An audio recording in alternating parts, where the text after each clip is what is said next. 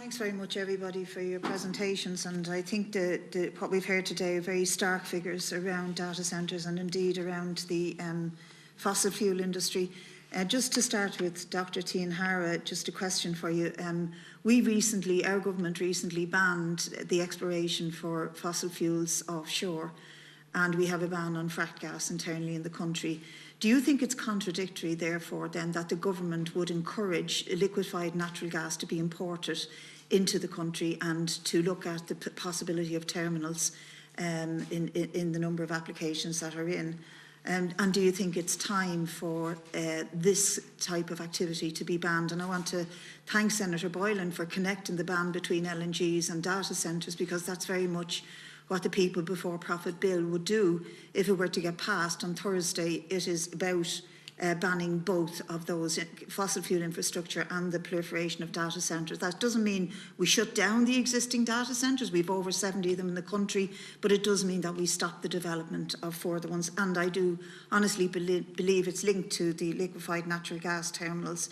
If 59% of gas reserves should remain in the ground, and if we take account of full cycle emissions from the production of the gas to the distribution of it, would you believe that it is necessary, therefore, to ban be consistent to ban the importation of liquefied natural gas if you're banning the exploration for gas and oil offshore and fracked gas onshore?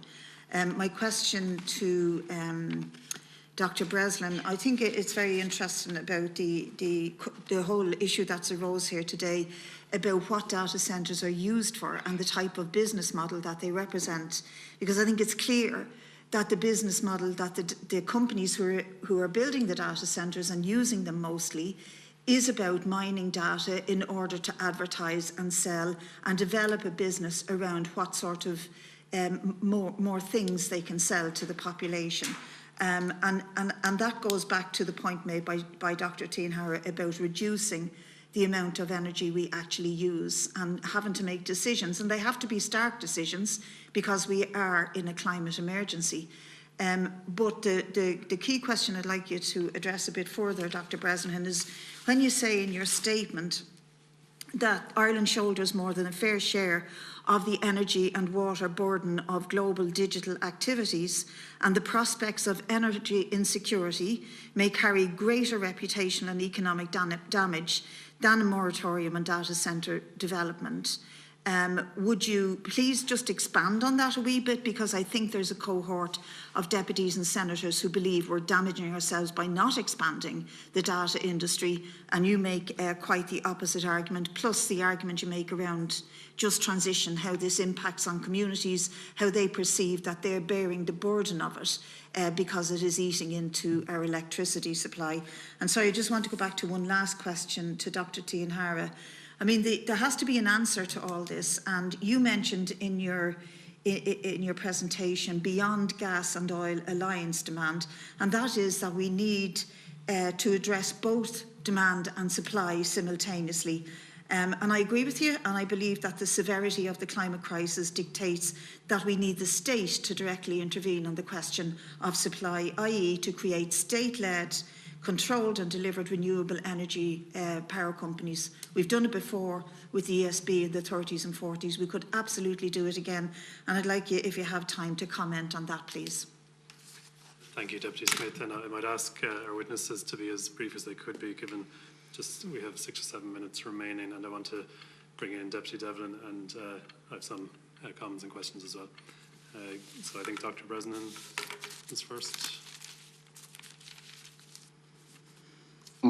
Sure, thank you. I'll just be very brief then in terms of that comment and the expanding on that point in the statement. So that point about reputational damage, I was referring quite specifically to the recent sort of news about Intel's expansion. And there was this issue that came up about whether they were going to invest in a bigger expansion of their plant in Leakslip or not, and whether that came down to questions about energy security. It's not clear whether it is or not. I think it was just interesting that became, that was an issue, that was raised. And I just think that in terms of if there are brownouts or blackouts this winter, you know, it doesn't look great in terms of Ireland wanting to attract whether it's data centers or other kinds of industries. But the other bit about reputational damage is, I think, around climate and energy commitments. And I do think, this thing about words versus actions, I mean, the figures are stark. They really are stark. And Ireland is known as a hub for these data centres, but it's also becoming known both in Ireland amongst the public and outside Ireland that there are contradictions there around the data centre expansion, our energy security and our climate obligations. And if we continue down this path in the hope that there might be some kind of technological solution, and it doesn't look like that's likely, that is going to cause more reputational damage, not just about inward investment, but just generally about Ireland's commitment to these things. So that's all I'd add to that point. Thank you, Dr. Resnan. And Dr. Teen-Hara. So thanks very much for those questions. First off, I would applaud Ireland for going as far as ruling out offshore oil and gas and fracking onshore. That's a lot more than my country has done. However, I do agree that then sort of building out infrastructure for importing gas is somewhat inconsistent, particularly because if you look at the energy costs that are required to compress gas for transport as LNG, it does seem very inconsistent to me. And I also just worry about the lock-in effect of that infrastructure, because as I've noted, these infrastructures are built for long periods of time. So it makes it harder to transition, particularly when you add on top of that the things like the Energy Charter Treaty, which help reinforce that kind of lock-in. In terms of how we address demand and supply, there are interesting proposals. There's that Beyond Oil and Gas Alliance. There's an academic/activist proposal for a fossil fuel non-proliferation treaty. So there are interesting efforts there.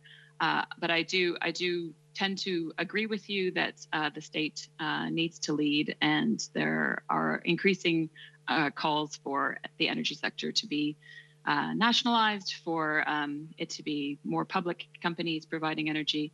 Again, I would just bring it back to there is this threat that anytime you nationalize or take public control of any aspect of the private sector, not just the energy sector, you do run the risk of being sued under these investment treaties. So as part of a broader plan to go that route, we also need to get rid of these treaties. Thanks very much for this question. Thank you. And Professor Carton, did you want to come in on any of those? You're okay. Okay, Deputy Devlin has been sitting patiently there. Thank you very much.